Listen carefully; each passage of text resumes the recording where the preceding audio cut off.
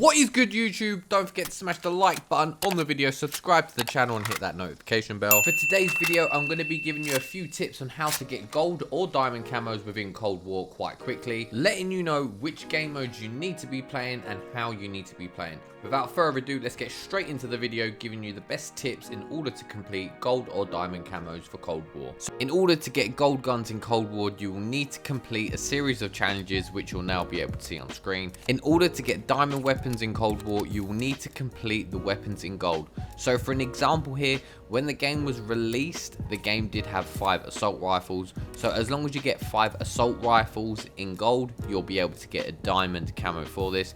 An example as well, if you don't like the FFAR and you don't want to get that in gold, maybe just because you don't like it, you will be able to use one of the new DLC weapons under the same weapon type. So for instance, you can use the Groza or the Pharaoh and get that in gold, and that will help you for completion to diamond. And the same applies for different categories as well. So if you don't like the Milano, for example, you can use the LC10. So for the first challenge, what you'll need to do is to get 300 kills with the weapon. Pretty straightforward and easy to do. If I'm totally honest, this one shouldn't be no problems to you whatsoever, as it is one of the first ones that you will be unlocking with the gun, and as you go on throughout the challenges, this will just unlock itself. Next up, we do have the striped camo, and what you'll need to do with this to complete it is to get 100 headshot. Now, if I'm being totally honest with you, I would try not to focus on this challenge too much, as I've tried to do it before and it will absolutely drive you mad. What I would suggest would be just to play the game, and the headshots will come eventually. Another tip, what I would say would be for you, would be to play a bit of Nuketown if you can. I would say hardcore. What I would say as well is put a sight on the gun. Don't matter how big it is or how stupid the gun looks, just try to get a sight on the gun that gives you the best visual. Try to aim towards the chest, and most of the time, usually the kickback on the gun will result in a headshot. Next up, we do have the classic camo, where you'll need to get 5 kills without dying 20 times. In regards to the game modes, the best one in my opinion, I would say, would be Domination Nuketown. I mean, if you know the map, you know the spawns, you know the layout, you do need to play Domination. If you have the A and B and the enemy has C, you know exactly where they're going to be spawning each time, and this will actually help you complete the challenge much quicker. Again, for some of these challenges, and depending on the gun as well, I think I've done most of mine on actually hardcore Nuketown. Not all of them, it's just that some guns are better in core and some guns are better in hardcore. I did tend to find out that this challenge, actually from other players as well, did actually create quite a lot of camping. However, it all comes down to playstyle. So for myself personally, I'm more of a rush out and grab, so I'm a bit of a maniac, but that's just what I enjoy and how I play. However, if you are trying to unlock these challenges, I'm going to give you some tips on now on what you need to do. As explained earlier, play a game mode like Domination. If you have B and C, you're only going to have them cornered, so they can only come out from one way. Also, you will need to use Ghost and Ninja. Ghost so you're off the minimap, and Ninja so they cannot hear your footsteps. Use a silencer on your weapon so they cannot hear you as much, but if you're playing core mode as well, you won't show up on the minimap. Have a good mag size and something to actually reload quicker if possible as well. You'll need your stim shots. Doesn't matter whether it's core mode or hardcore, these will come in handy. Believe me, I use it all the time. And last but not least, field mics will actually help you get this completed as well. So next up, you'll have the geometric camo. So what you'll need to do here in order to complete this challenge is you will need to get 50 long shots. On screen now, what you're going to be able to see is what distance are classed for long shots for each weapon category, so these will be able to help you.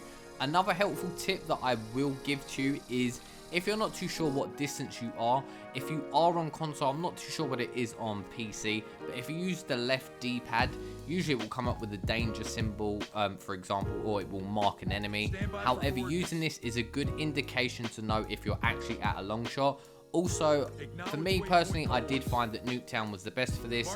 Within this here, I'm going to show you a few clips which will be good places to get long shots, depending on the gun. However, using left on the D-pad as well as a good sight will help you and ensure you get this challenge completed quickly. What I would suggest, again, it's entirely up to you and preference, but if you're looking for camos, the best thing I found out is to play is Nuketown. So Nuketown in general is actually the best map to actually play to get your camo challenges. Pretty sure everyone is aware of that. I would say jump in hardcore, it's just a bit quicker. You've got less markers Obviously, if you do get hit, you're going to die, but it will speed up the process for you with challenges. So next up, we do have the Flora challenge, where you'll need to kill 75 enemies detected, stunned, blinded by your score streaks, equipment, field mics in multiplayer. Now, in order to get this complete, I would play Nuketown Domination, for the fact being the maps obviously is small, there's going to be a lot more gunfight action, easier to rack up kills, and more intensity. Now, what I'm going to suggest for you is very important for your score streaks, so go with a spy plane, counter spy plane, and a harp. For your tactical, I would not go with a flash grenade or anything like that, as you'll literally need to kill the enemy within a second of actually flashing them, so it's kind of pointless. For your field upgrade, go with the field mic option. From my understanding, the jammers do not work anymore. Previously, however, they did, but now for some reason it actually doesn't register kills with this challenge any longer. I will be showing you today as well the best places in which you can put your field mic, as they sometimes tend to take so long to generate, and there is nothing worse than them getting destroyed straight away. For perk 2, I would go with gearhead also, as you will be able to store up to 2 field mics in your operation. Another tip I have got for you is, if you are playing domination, I would advise you to try and save your field mics to the second round if possible. Don't leave them in stupid areas like in the middle of the map, between the buses, the car on the side, as they will easily get destroyed by everyone just throwing random grenades.